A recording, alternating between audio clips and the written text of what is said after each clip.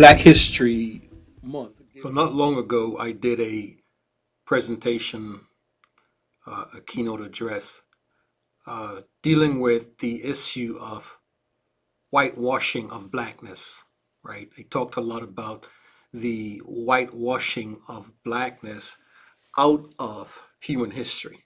This was a presentation dealing with black history. There is a campaign historically. We went as far back as biblical Old Testament times, where there was a concerted campaign, it appeared, to devalue, whitewash blackness, diminish and devalue its contributions of excellence to human history. And this whitewashing continues, and it shows up in the whitewashing of blackness out of uh, the political arena, out of the economic um, gains of a community. It shows up in the whitewashing of black boys and girls in elementary education. It shows up everywhere, in every pillar of human existence. There seems to be this concerted campaign to nullify, to descript, as I call it, descript the blackness out of human history. But that can't happen because human history without black history is no history at all. Um, and this attempt to whitewash blackness or black people, I pause sometimes with reticence to use the term black people. First of all, blackness is not a race, right? So anthropologically speaking, blackness is just a color. And in fact, it was a color that was designated and first began to show up in the literature back in the 1450s, right? A slave trading government of Portugal commissioned a a writer, an author, to write a book that would justify the the transatlantic slave trade. So the conscience, the collective conscience of the people was uncomfortable with their society, the Portuguese white society enslaving people from Africa. They were uncomfortable with that. Something didn't seem right. So the Portuguese government got this expert to write a paper, a book, that justified the enslavement of African people because, as he put in his book, they were black, beastly, and inferior. And so that was the beginning of that term, black as an inferior race. And so I tend to be reticent to even use the word black people. I rather use the word melanated people. In fact, we are people of the MelaNation. You like that? Yeah, I kind of like that too. I came up with that, by the way. MelaNation.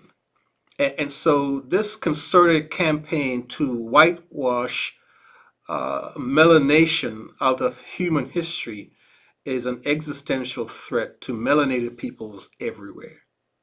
And so melanated people is not just black people. It is not just African American people here on the mainland here in America. It includes black, brown people. It includes people from the Caribbean. It includes people from South America, our Hispanic brothers and sisters. It includes people, of course, from Africa, the motherland.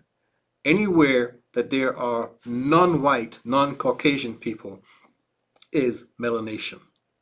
And with that said, what that illustrates is that we have a pandemic of global apartheid because non-melanated people, white Caucasian people, are in fact the minority. And you know the the model or the template for apartheid was a minority that enjoyed and exercised disproportionate privilege and power over a majority. And so, you know, when you look at the global population, right? When you look at the global population, white people comprise only about 16%. That's a heck of a minority. That's only about 1 billion people out of a 7 billion world population. And what's also interesting is that by 2060, only 10% of the world's population is projected to be white. And so we have a overwhelming minority exercising global socio-political and geopolitical control, privilege, and power over 84%. We have a 16% minority. Whites make up 16% of the global population, exercising geopolitical, socio-political, and economic uh, privilege and power over the remaining 84%. Put it in terms of numbers, 16% is about 1 billion of a 7.5 billion world population. 7.5 billion people in the world, about 1 billion away. You got that 1 billion with a disproportionate participation in power and privilege over the remaining 6.5 billion. Now that's a serious case of a global pandemic of apartheid. And it is what's at the core of the whitewashing of blackness out of human history. Whether it's intentional or unintentional, and I rather think it's intentional, and we'll talk about that in maybe later or one of my other episodes. But it is a whitewashing that we cannot sit by and let it continue. Uh, in future generations of melanated people will look back and judge us severely and harshly if we let this whitewashing continue, um, ushering them into, sentencing them into an existence where their very existence is inconsequential and devalued. We've got to put a stop to it in this generation. And of course, we've been trying the civil rights movements and the fight against apartheid in South Africa, et cetera, et cetera. There have been pockets of resistance to this whitewashing. But I think the time has come when the 6.5 billion people of the world who are non-white need to exert at the very least, their numeric majority. There's power in a numeric majority. And so this is what I call exerting this power to reestablish the power of a majority on a global scale is what I call blacking out the whitewash. All right. So follow me on this, right? So if you're a painter, and check me, I'm no painter, right? But you're painting a wall and you get to the basement and then the wall is all black and you don't like that color for whatever reason. You take a can of white paint and you paint over the blackness, you whitewash the blackness, and tomorrow someone comes in the room who's never been in the room before, thinks the room is what? All white. There's no record, there's no consequential evidence that blackness ever existed. And that's where we're heading. That's where we're heading if we don't cut it off at the pass, this whole whitewashing of blackness. All right. And so what I'm proposing is this, that we come back to that basement room and we look at that white wall and we say, we know that there is some blackness on this wall. And so we begin to take a can of black paint and black out the whitewash. You with me? So melanation, melanated peoples everywhere need to engage in a concerted campaign, as concerted, as collaborative as the campaign was to whitewash blackness. There ought to be the same energy, the same synergy in a global campaign. I know Black History Month is an American thing started by Carter. Was it Carter Woodson? Claimed to be the father of the Black History Month celebration, and that's good. That's good. But this this this fight back against whitewashing needs to be global. We need to attack the very foundations of global apartheid. Um, and when you look at it, the blueprint of global apartheid follows pretty much the same blueprint as the South African apartheid, right? South Africa, the poster child for apartheid. It's a blueprint of economic integration plus social political segregation. Economic integration plus social political segregation. I'll explain that why that template works so effectively, and in maybe another episode. But that blueprint, that template, is evident is evident wherever the global minority Caucasians show up. They attempt to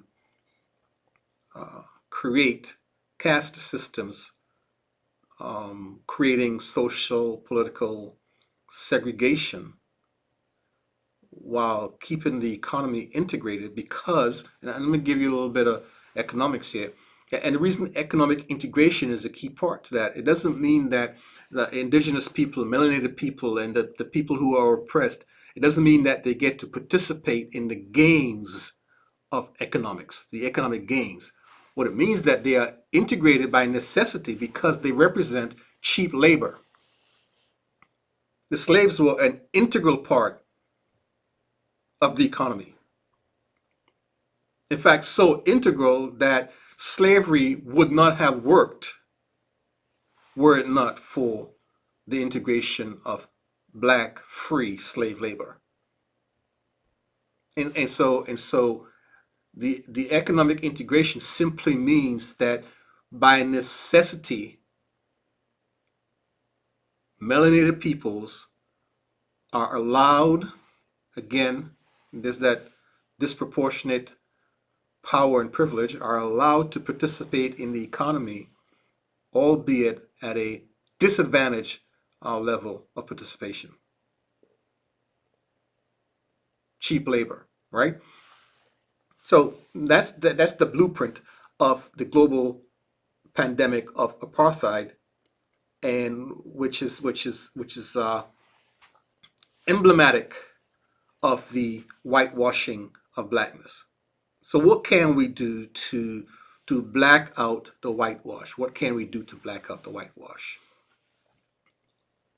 So this might sound harsh, especially to those who fought through the civil rights, those who appreciate whatever gains we achieved from the civil rights movements. This might sound harsh, but the first thing that we need to do to black out the whitewash is we need to stop dreaming Martin Luther King's dream. Not because there's something intrinsically defective with his dream, but because there's something intrinsically defective with white America.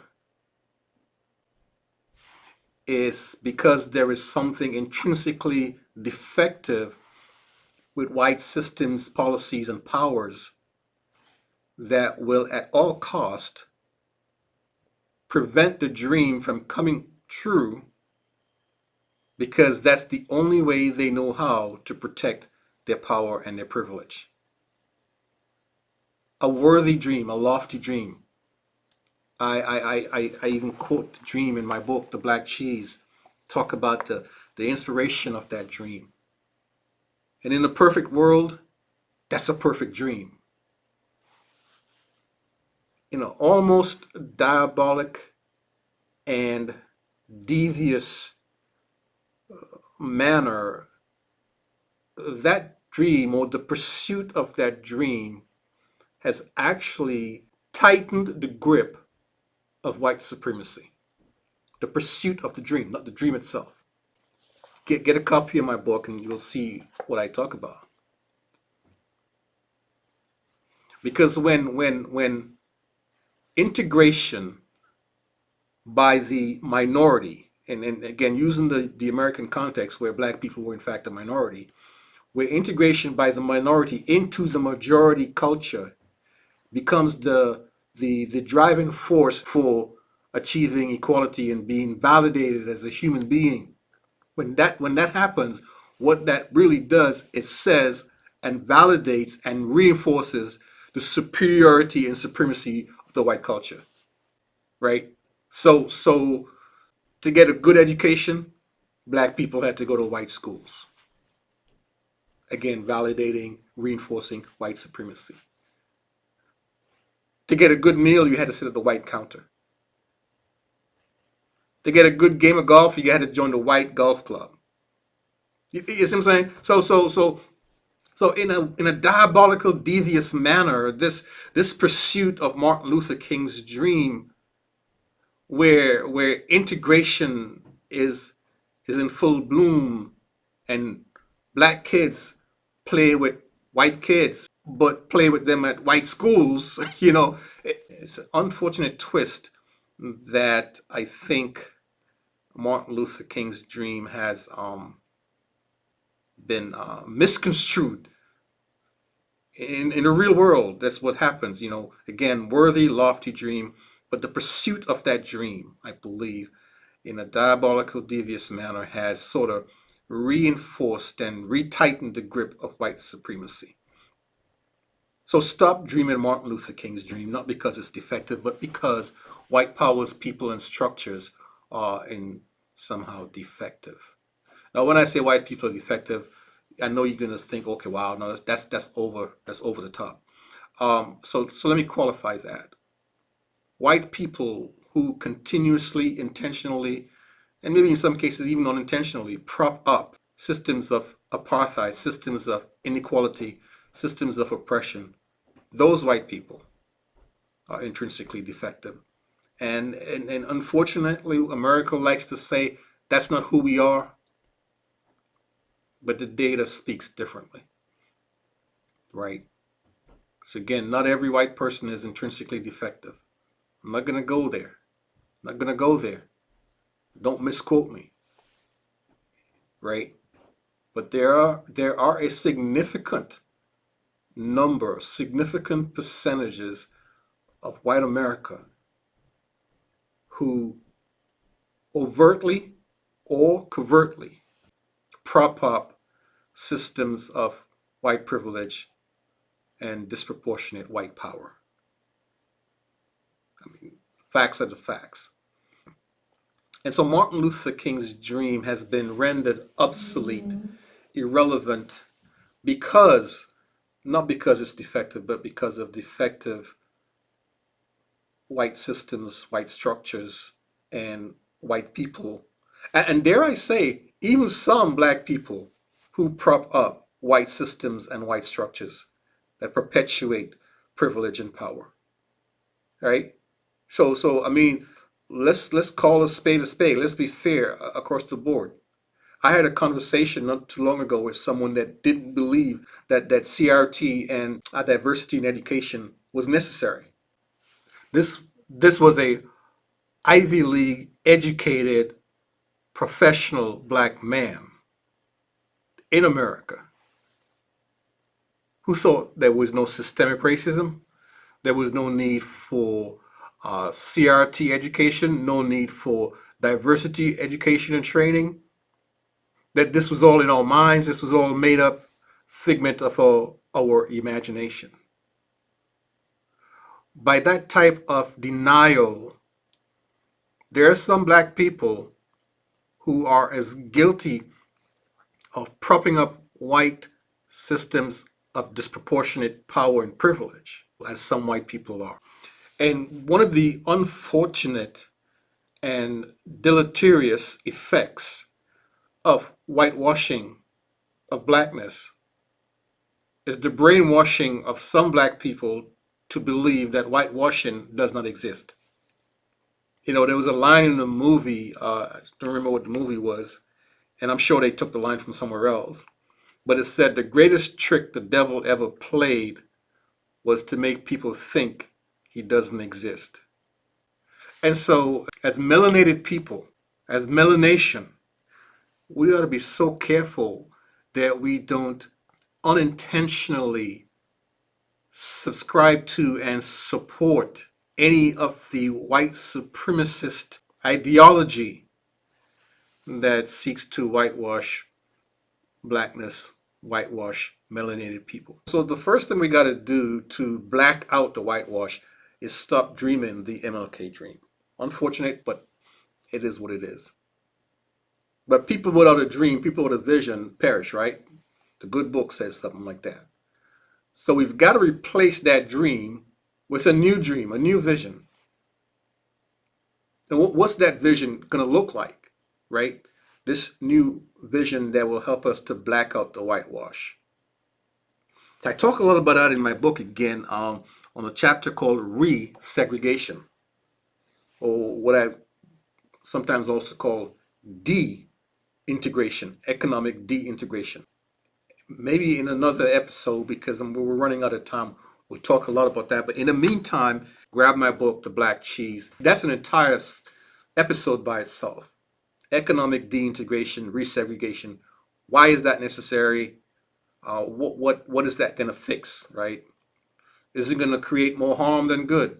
Those are some valid questions. We'll look at that in our next episode. In the meantime, go on Amazon, grab my book, The Black Cheese.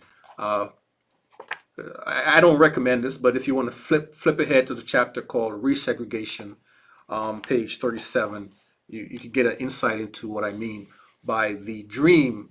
The dream needs to be a dream of economic de-integration. Walter Murray here. MelaNation. MelaNation.